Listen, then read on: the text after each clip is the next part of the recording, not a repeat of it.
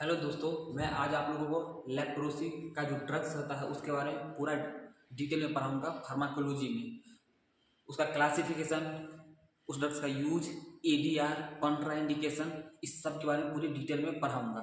तो सबसे पहले हम स्टार्ट करते हैं। जो ड्रग्स यूज होता है लेप्रोसी में किस क्लास से बिलोंग करता है, ठीक है। तो चलिए स्टार्ट करते हैं। First, sulphone.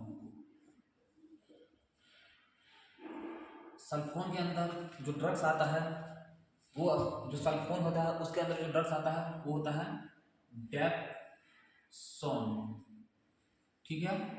और दूसरा फिन एजाइन डेरिवेटिव, इसके अंदर जो ड्रग्स आता है वो होता है क्लोफेजमिन।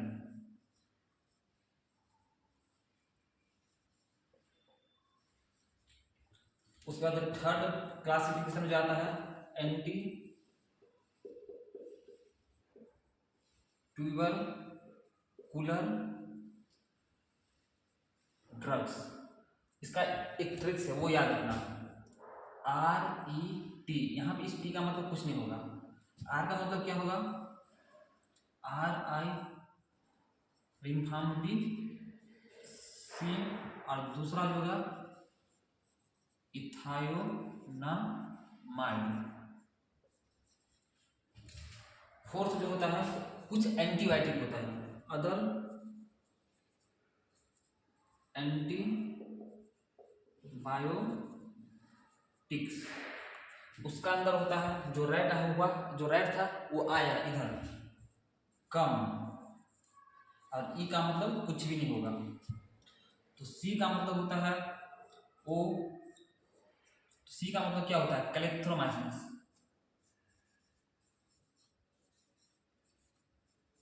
ठीक है दोस्तों। ओ का मतलब ओ फ्लोक्सासिन, और एम का मतलब मीनोसाइक्लिन। तो जो लेप्रोसी का क्लासिफिकेशन है, मतलब जो लेप्रोसी में जो ड्रग्स यूज होता है, ये इतने सारे ड्रग्स होते हैं। जो एंटी ट्यूबरकुलर ड्रग्स होता है ये दो होता है, ये भी ऐड किया गया है। कुछ एंटीबायोटिक इसको भी दिया जाता है। मेनली ये दो ड्रग्स है, बट ये कुछ ड्रग्स है जो इसको भी ऐड कर किया गया है लेप्रोसी में देने के लिए। तो चलिए हम इसके बारे में डिटेल में जानते हैं। लेप्रोसी का मेनली जो दो ड्रग्स है, ये सबसे इंपॉर्टेंट ड्रग्स है, और सबसे पहले हम इसके बारे में पढ़ेंगे, उसके बाद कुछ पढ़ेंगे। तो ये इसका क्लासिफिकेशन है, और इससे आगे अब जो हम टॉपिक स्टार्ट करने वाले हैं वो है डेप्सोन के बारे में इन डिटेल। चलिए स्टार्ट करते हैं।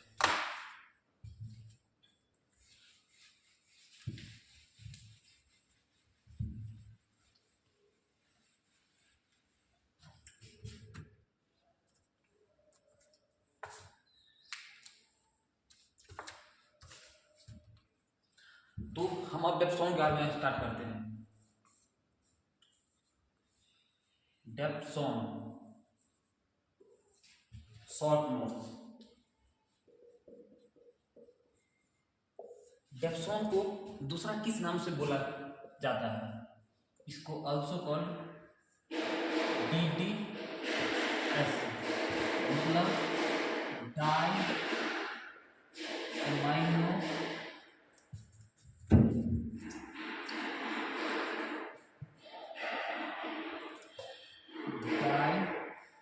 Phenyl sulphone. ठीक है दोस्तों। और ये जो है ना, जो डेप्सोन है ना, इसका जो दूसरा नाम होता है DDS, इसके बारे में MCQ में पूछा हुआ है। तो ये MCQ में आ सकते हैं कि डेप्सोन का दूसरा नाम क्या है। तो चलिए अब डेप्सोन के बारे में डिटेल में पढ़ते हैं। डेप्सोन जो है ना सबसे ओल्डेस्ट ड्रग, सबसे पुराना जो ड्रग्स होता है वो डेप्सोन ही है। तो चलिए, ओल्डेस्ट, चीपेस्ट बहुत सस्ता है, सिंपलेस्ट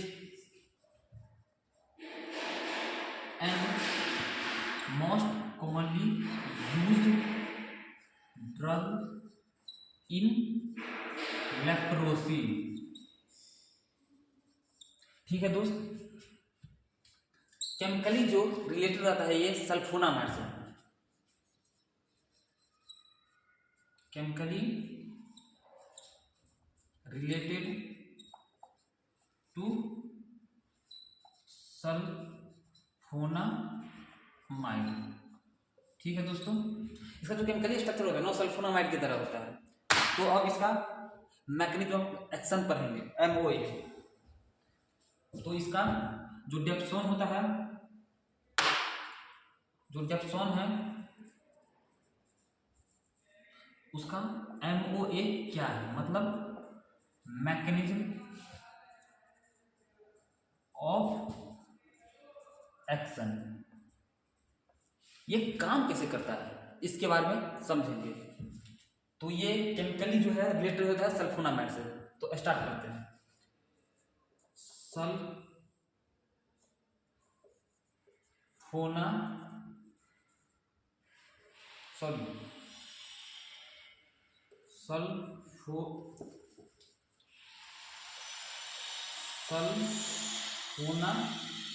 सल्फोनामाइड। तो ये एंटीफोलेट ड्रग्स होता है, एंटीफोलेट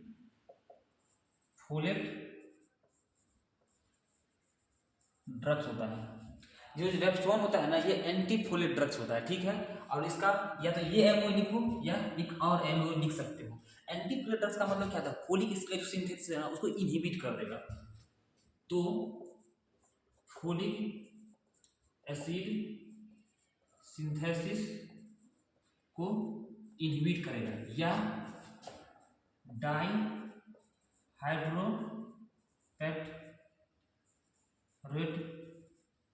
सिंथेसिस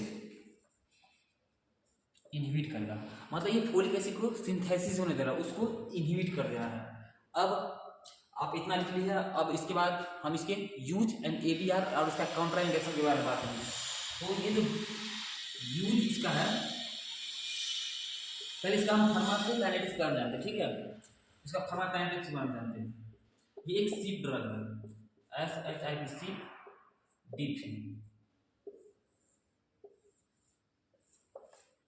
डेप्सोन अंडरगो एसिटाइलेशन। और ये ड्रग्स ऑफ चॉइस किसका है, मतलब यूजेज में देखो तो लेप्रोसी। चलो आप लोग इतना लिखो। उसके बाद डेप्सोन का जो और यूज है उसका ADR और कॉन्ट्राइंडिकेशन के बारे में आगे बताते हैं। पहले इतना लिखो।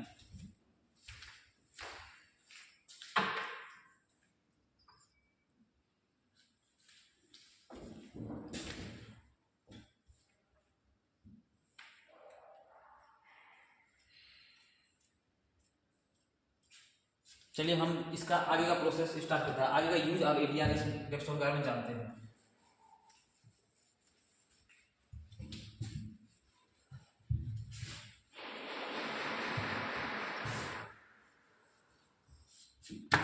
तो इसका यूजेज क्या है, यूजेज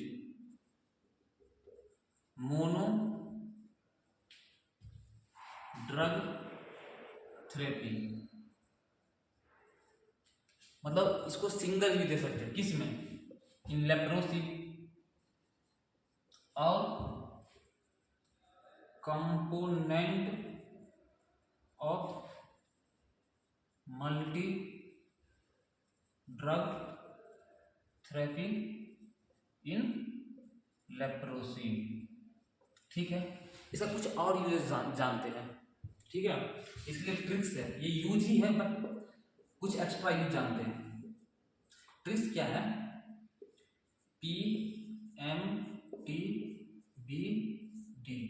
PMT तुमने 2 बार दिया, नीमोसिस्टिस PNEUMO नीमोसिस्टिस, मधुरा फ्रूट,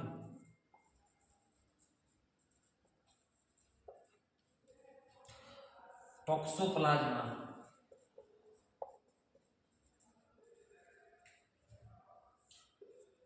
बुलस डिसऑर्डर,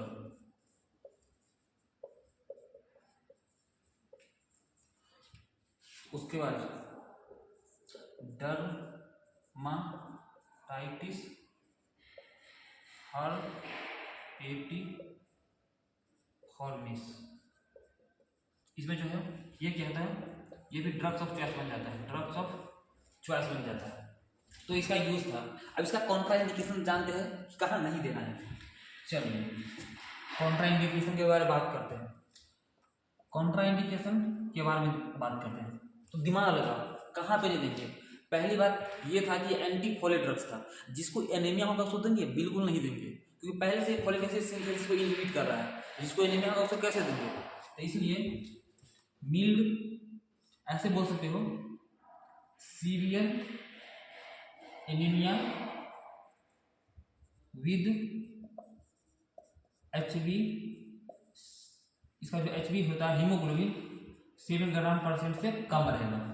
दूसरा G6PD डिफिशियंसी, ठीक है। और तीसरा हाइपर सेंसिटिविटी रिएक्शन में नहीं देंगे। ये दिमाग लगाना होगा तुम्हें कि एंटी फोलिक ड्रग्स है, अगर वो फॉलिक एसिड के सिंथेसिस को इनहिबिट कर रहा है तो जिसको एनीमिया होगा उसको कैसे देंगे, नहीं देंगे, ठीक है। G6PD डिफिशियंसी होगा उसको नहीं देंगे। ये हाइपर सेंसिटिविटी रिएक्शन भी करवाता है, इसलिए इसको नहीं देंगे। अब इसका ADR के बारे में पढ़ते हैं, चलो।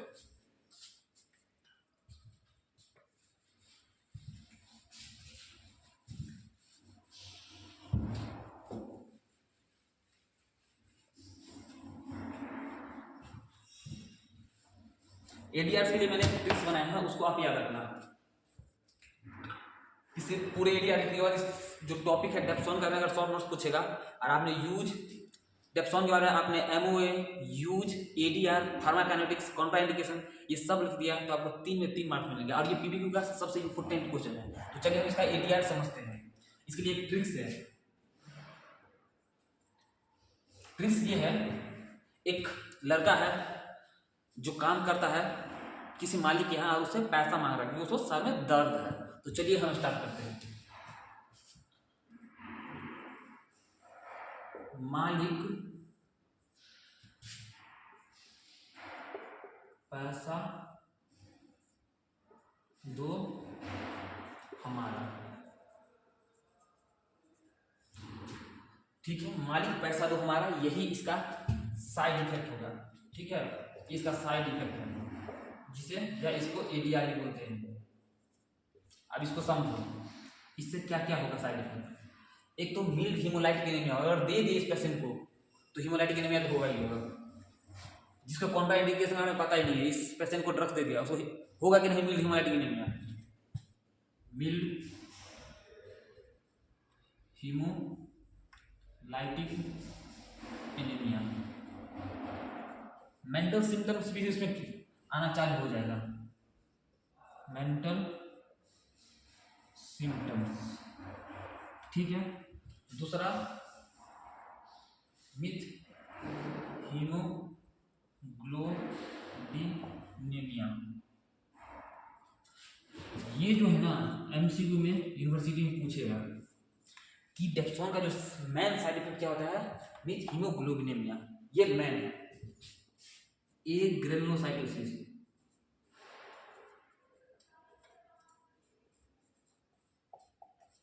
उसके बाद ये भी इंपॉर्टेंट है, लेप्रा रिएक्शन करवाता है। ये lepra reaction and sulphone syndrome. ये 2 MCQ में, अगर इसके ADR से जो क्वेश्चन बनेंगे MCQ में, एक ये आएंगे और दूसरा ये आएंगे। इसका क्यूटेनियस रिएक्शन क्या होगा, क्यूटेनियस रिएक्शन ये इतना इंपॉर्टेंट है बट लिख लो, फोटोटॉक्सिसिटी होगा, ठीक है। फिक्स ड्रग इरप्शन होगा, हाइपर मेलानोसिस होगा, एलर्जी करासेस होगा,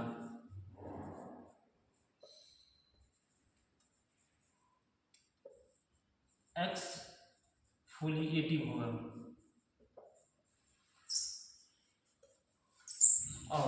पी का मतलब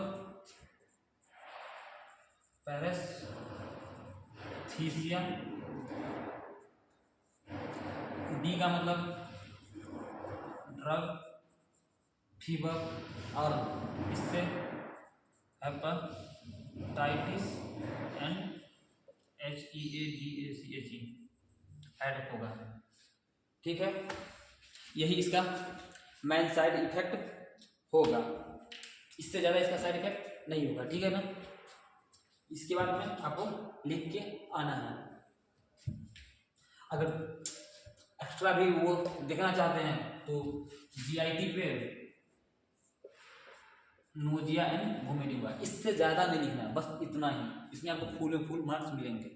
तो चलिए अब स्टार्ट करते हैं नेक्स्ट टॉपिक, क्लोफाजिमाइन।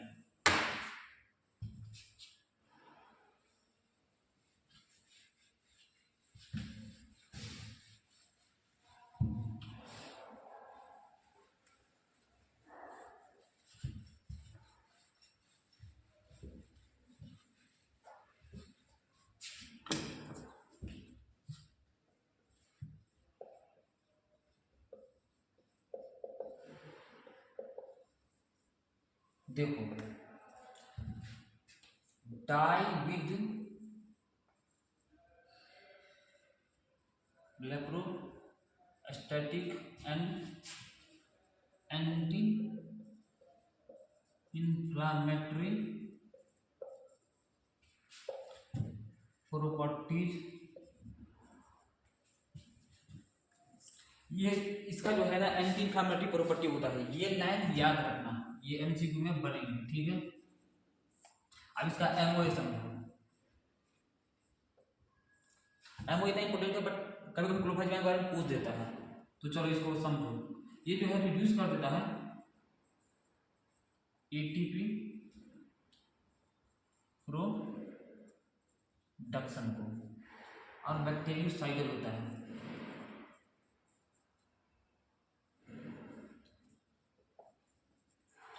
बैक्टीरिया को किल कर देता है, ग्रोथ को रोकता है नहीं, उसको सीधा किल कर देता है। ठीक है, अब इसका यूज और ADR पढ़ेंगे। पहले इसका कॉन्ट्राइंडिकेशन देख लेते। ठीक है, कॉन्ट्राइंडिकेशन, इसका जो ट्रिक्स है किल होता है। किल मतलब तुम इसको किडनी डिसीज में नहीं दोगे, अर्ली प्रेगनेंसी में भी नहीं दोगे,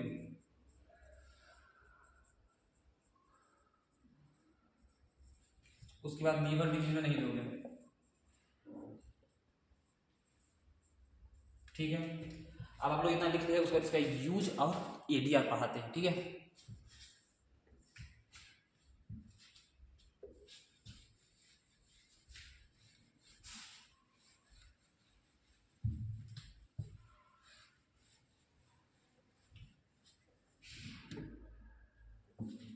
use component of multi drugs therapy in leprosy, मतलब जो मल्टी ड्रग्स थेरेपी होता है ना, उसमें इसको ऐड करते हैं एक से ज्यादा ड्रग्स में। ठीक है, दूसरा जो है इसका एंटी इंफ्लामेटरी प्रॉपर्टी है। ठीक है ना, एंटी इंफ्लामेटरी प्रॉपर्टी होता है, तो इसका यूज करते हैं, यूज इन लेप्रोडिक्शन। अब इसका साइड इफेक्ट जानते क्या होता है, साइड इफेक्ट या ADR। स्किन पे क्या करेगा, ये स्किन को ड्राई कर देगा, dryness of skin, reddish black discolouration करेगा। ठीक है, कंजंक्टिवल पिगमेंटेशन करेगा,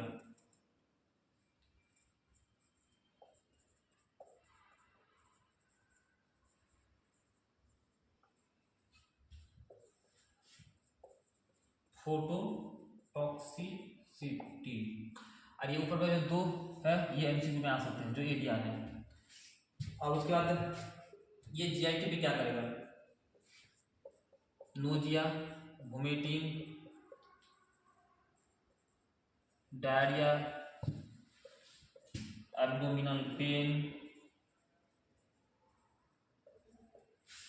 एनोरेक्सिया,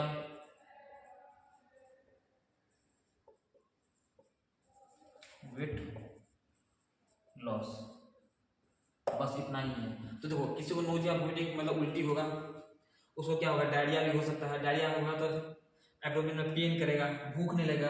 अब जो नोजिया वोमिटिंग डायरिया होगा तो उसका वेट लॉस तो हो जाएगा ना। और एक भी है इम्पोर्टेंट तीसरा साइड इफेक्ट, सीधा ये भी लिख सकते हो साइड इफेक्ट में,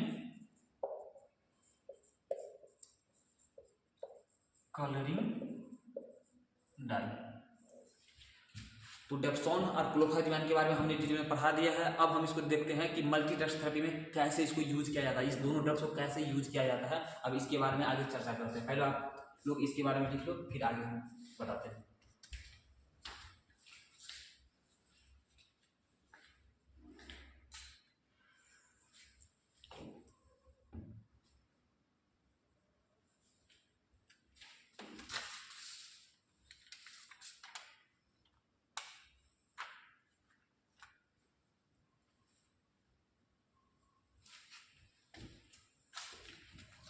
चलिए स्टार्ट करते हैं।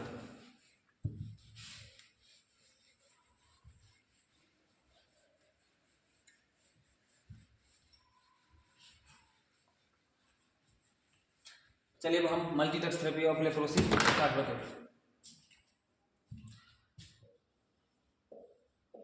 मल्टी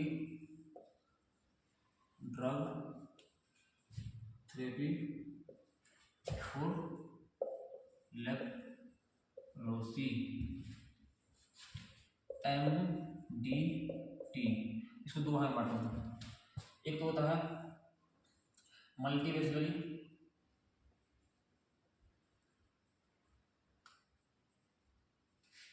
लेप्रोसी, जिसे MDL कहते हैं। एक होता है पाउसिवेस्कुलरी,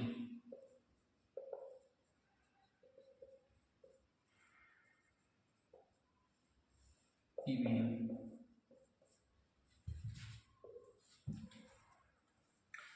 अब इसको याद कैसे रखना है, देखो याद रखने क्या ट्रिक है इसका।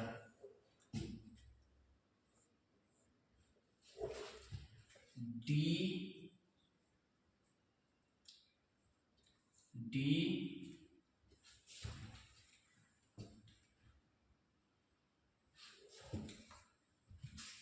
R और C, इस पे तुम याद रखोगे।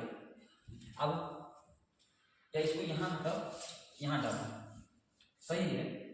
DRC, तो डी से क्या होगा, डेप्सोन। डेप्सोन जो है 100 mg डेली देंगे और सेल्फ एडमिनिस्ट्रेशन।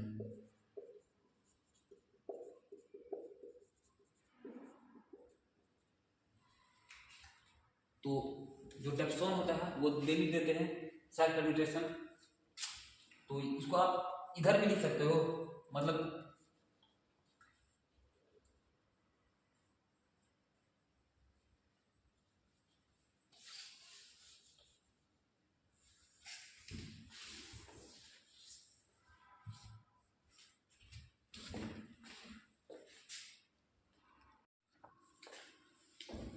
अब आपको हम मल्टीवेस्कुलरी मतलब multi drugs therapy for leprosy के बारे में बता रहे हैं कि मतलब लेप्रोसी में एक से ज्यादा ड्रग्स देते हैं उसके बारे में। तो इसका ट्रिक्स है DRC, ये ट्रिक्स याद रखना।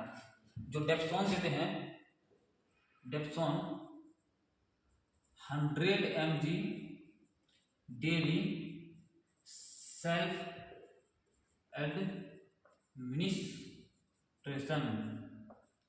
सेम यहीं पे होगा, ये भी होगा। जितना इसमें देते हैं इतना इसमें देते हैं। Rifampicin 600 mg once a month supervise, same dose paucibacillary देते हैं। और क्लोफेनेमाइन को दो भाग में डिवाइड करो।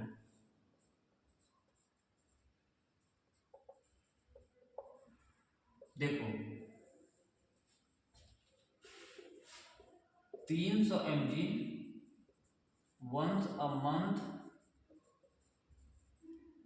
सुपरवाइज, ठीक है। अब 50 mg डेली सेल्फ एडमिनिस्ट्रेशन, ठीक है। अब इसका ड्यूरेशन का भी जानते हैं, सेम ही होगा, ठीक है। ये WHO का गाइडलाइन, याद रखना, WHO का गाइडलाइन। अब इसका ड्यूरेशन क्या होता है, 1 ईयर या 12 मंथ लो, यहाँ पे 6 मंथ। मतलब जो मल्टी ड्रग्स थेरेपी देते हैं लेप्रोसी में, ये 3 ही ड्रग्स देते हैं, डेप्सोन, रिम्फाम्पिसिन, क्लोफेनेम। जो इसका डोज मल्टी बिस्लरी में है वो भी पाउची बिस्लरी में जाएगा, जो रिम्फाम्पिसिन मल्टी बिस्लरी है वो भी पाउची बिस्लरी में जाएगा, जो क्लोफेनेम यहाँ है वो वहाँ जाएगा। सिर्फ ड्यूरेशन में फर्क आता है, पाउची बिस्लरी में 6 महीने देते हैं, इसमें 1 साल देते हैं, ठीक है। चलिए ये लिखिए, उसके बाद आगे मैं पढ़ाता हूँ आपको।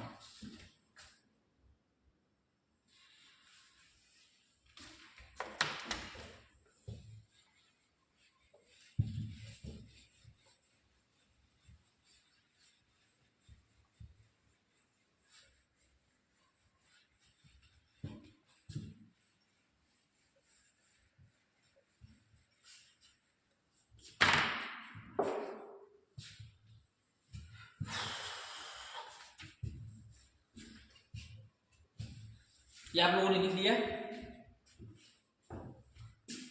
अब क्या एडवांटेज है, advantage of MDT in leprosy, क्या एडवांटेज है, सबसे पहले क्या इसका एडवांटेज है। देखो मल्टी ड्रग्स थेरेपी देने का एडवांटेज क्या है लेप्रोसी में, ठीक है। तो पहला देखो इसका एडवांटेज क्या होता है, ये जो इफेक्टिव होता है पेशेंट में, effective in patient with primary dapsone resistant. अगर किसी पेशेंट में डेप्सोन रेसिस्टेंट हो गया है तो एक ड्रग्स से काम नहीं चलेगा, इसके लिए हमको मल्टीपल ड्रग्स देना पड़ेगा, ठीक है। उसके बाद जो है ये जो प्रिवेंट करता है emergence of primary dapsone resistance. तीसरा क्या होता है, इसको जो तुम अफोर्ड कर सकते हैं क्यों, एंड ये सिम्टोमेटिक रिलीफ देगा,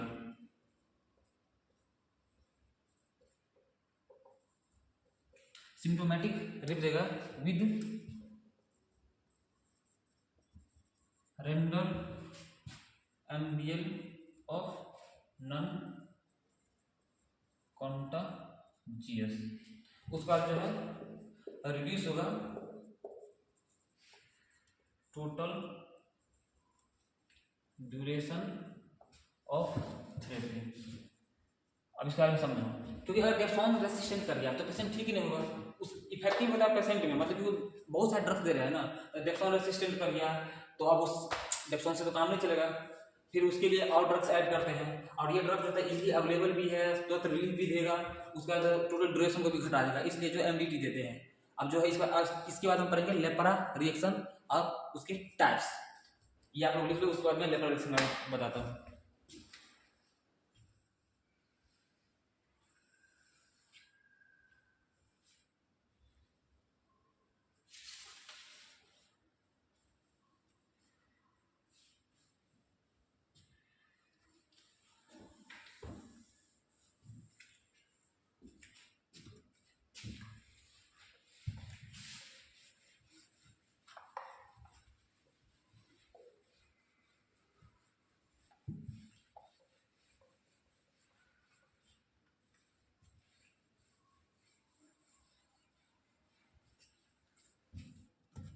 पहले लेप्रा रिएक्शन क्या होता है इसके बारे में समझो। लेप्रा रिएक्शन ये क्या था, एक्यूट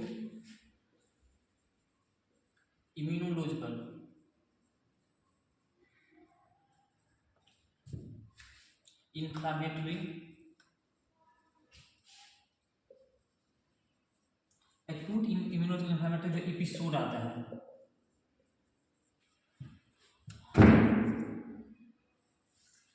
लेप्रा रिएक्शन क्या है? ये जो एक्यूट इन्फ्लामेटरी इम्यूनोलॉजिकल एपिसोड आता है, एपिसोड होता है ओकरिंग, ये कब होता है? ये तब होता है ड्यूरिंग लेप्रोसी के समय, due to host response against M leprae, Mycobacterium leprae. अब लेप्रा रिएक्शन दो प्रकार करते हैं, टाइप 1 और टाइप 2। इसके बाद मैं बताता हूँ टाइप 1 और टाइप 2 के बारे में। आप लोग इसने ये इसको लिख लिया है, उसके बाद आगे मैं बताता हूँ।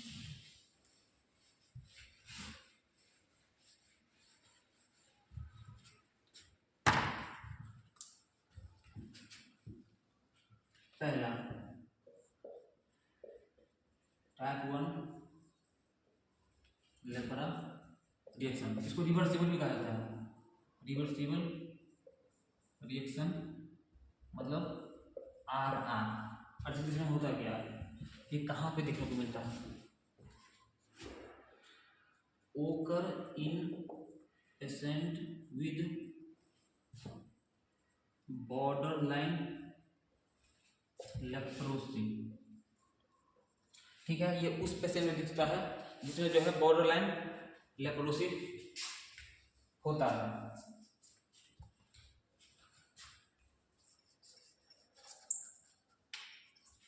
तो occur in patient with border line leprosy ऐसा क्यों होता है? Due to change in cell mediated immune response to M leprae. और ये एमसीक्यू में आ सकते हैं। ये जो है टाइप 4 हाइपर सेंसिटिविटी रिएक्शन को करता है। अब इसका मैनेजमेंट देखो, मैनेजमेंट या ट्रीटमेंट क्या करेंगे बताओ। सबसे पहले देंगे, अब इन्फ्लामेटरी रिएक्शन होता है ना, तो इन्फ्लामेटरी में क्या देते हैं? प्रेडनिसोलोन देते हैं 40 mg डेली देंगे। इसका डोज जो रिड्यूस करते हैं, धीरे धीरे डोज को रिड्यूस कर रहे हैं 3 to 6 मंथ में। ऑटोमेटिक नहीं हटा सकते, इससे विड्रॉवल सिम्टम आते हैं। ठीक है, अब दूसरा, अगर मिल रिएक्शन है तो एनाल्जेसिक दे दो, एनाल्जेसिक लाइक आइबुप्रोफेन 400 mg दे दो, TDS या QIDS। बस इसमें इतना ही लिखना है, इससे ज़्यादा नहीं लिखना है। इसके बाद आप टाइप 2 लेप्रा रिएक्शन के बारे में पढ़ाऊंगा। हाँ, और ये एमसीक्यू में आ सकती हैं, ये शॉर्ट नोट्स में भी, शॉर्ट नोट्स बन के आएंगे यूनिवर्सिटी के लिए। ठीक है, बट ये लाइन इंपॉर्टेंट है, टाइप 4 हाइपर सेंसिटिविटी रिएक्शन को शो करता है। ठीक है,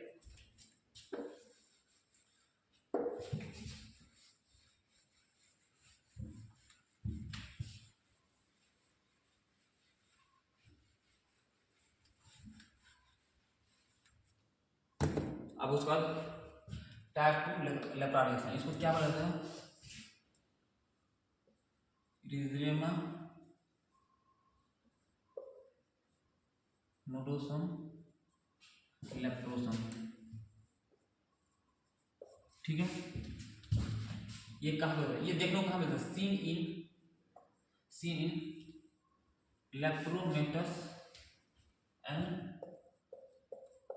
बॉर्डर लाइन लेप्रोसी में। अब ये जुड़ा रहता है associated with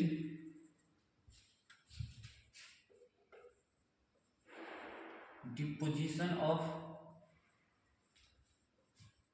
immune complex in tissue, tissue में जो है इम्यून कॉम्प्लेक्स का जो है डिपोजिशन होगा।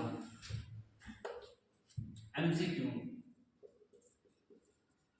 टाइप 3 हाइपर सेंसिटिविटी रिएक्शन को शो करता है, ये एमसीक्यू में आएंगे। अब इसका मैनेजमेंट पढ़ाता हूँ। मैनेजमेंट बोलो या ट्रीटमेंट बोलो, ठीक है। इस केस में क्या करना है, जो एंटी लेप्रोसी ट्रीटमेंट है वो कंटिन्यू चलेगा।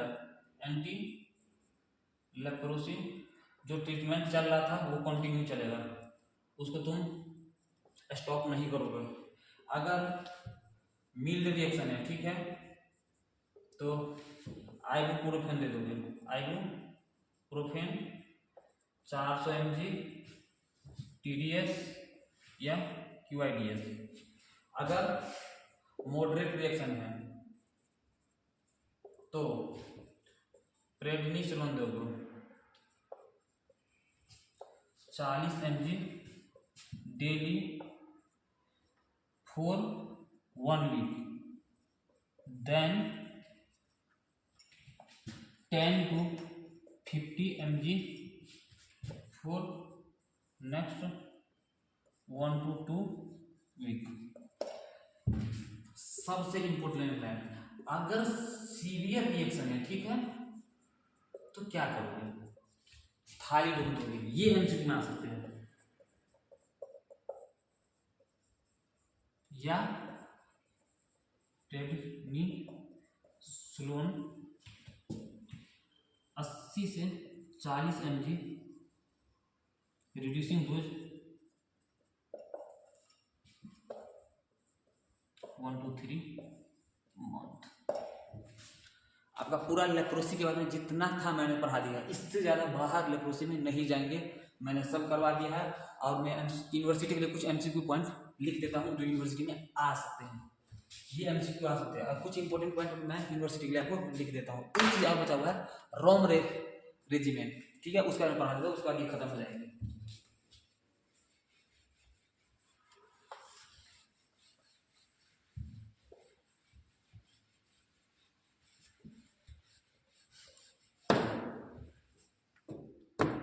रोम therapy,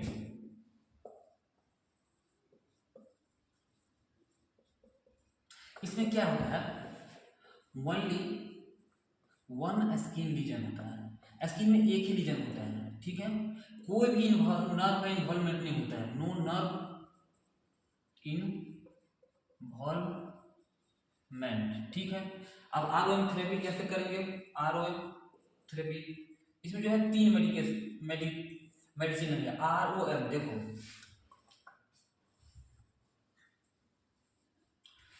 1 time dose of 3 medication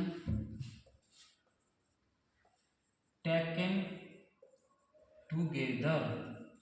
तो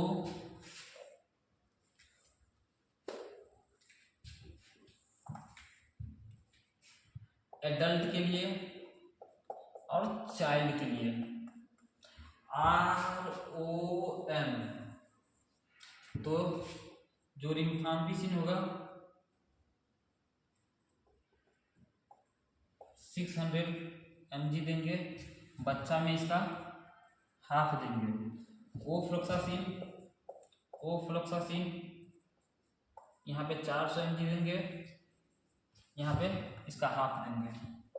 मीनोसाइक्लिन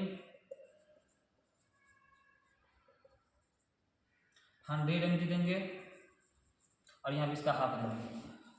होल लेप्रोसी खत्म हो गया। और इसके बाद मैं आपको कुछ इंपोर्टेंट एमसीक्यू पॉइंट बता देता हूँ, इसके से बाहर से क्वेश्चन नहीं आएंगे, ठीक है।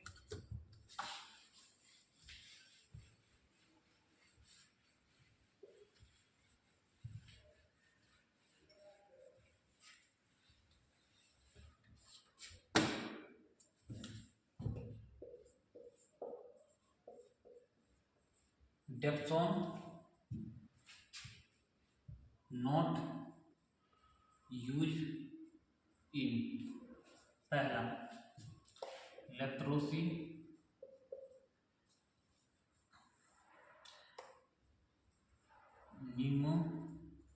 न्यूमोसिस्टिस अधूरा फूट और टीबी। तो क्या होगा, डेप्सन इसमें भी यूज करते हैं, इसमें यूज करते हैं, इसमें यूज करते हैं, इसमें नहीं करते हैं। तो ये एक एमसीक्यू बन गया। उसके बाद एंटी इन्फ्लामेटरी में क्या देंगे, एंटी इन्फ्लामेटरी ड्रग्स यूज करेंगे, क्लोफाजिमाइन,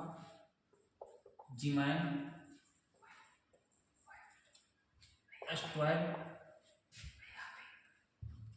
क्लोफाजिमाइन यूज करेंगे, उसके बाद एस्ट्रॉयड यूज करेंगे, थालीडोम, ये इंपॉर्टेंट लाइन है, थालीडोम भूलना मत, ये एमसीक्यू में आएंगे, ठीक है। उसके बाद रोम थेरेपी में क्या यूज करते हैं, रोम या पीवीएल। तो रोम का जो मीनिंग था रिफाम्पिसिन, ओफ्लाविन, विनोसाइकिल, ये यूज करते हैं। और इससे ज़्यादा बाहर से क्वेश्चन नहीं आ सकते, चाहे कुछ भी हो जाए, मैंने जितना पढ़ाया उतना ही आएगा। और इसके बारे में आप लोग एक बार रिवाइज कर दें अच्छे से। कोई दिक्कत होगा तो कमेंट में बता देना, मैं उसको फिर से आपको बता दूंगा, ठीक है। Okay, thank you. आप मेरे यूट्यूब चैनल को सब्सक्राइब कर देना, शेयर कर देना अगर अच्छा लगे तो, और लाइक कर देना, ठीक है। और दूसरों को भेजना अगर आप लोगों को अच्छा लगे तो। और ये मेरे इंस्टाग्राम और यूट्यूब दोनों पे आएंगे, आज रात 3 बजे तक आ जाएंगे। इसके बाद मैं अभी जो नेक्स्ट टॉपिक स्टार्ट करने वाला हूँ वो है गाउट एंड रूमेटॉइड आर्थराइटिस। उसके बारे में डिटेल में आपको अभी पढ़ाऊंगा। Okay, thank you.